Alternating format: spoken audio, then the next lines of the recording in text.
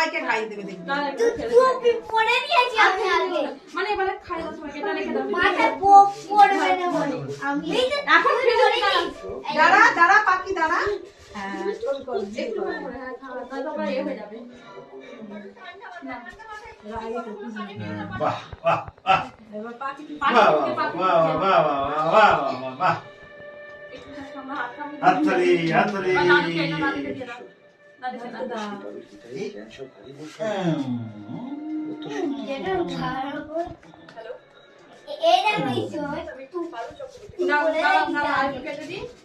দাঁড়া সবাইকে খাইয়ে দেবে।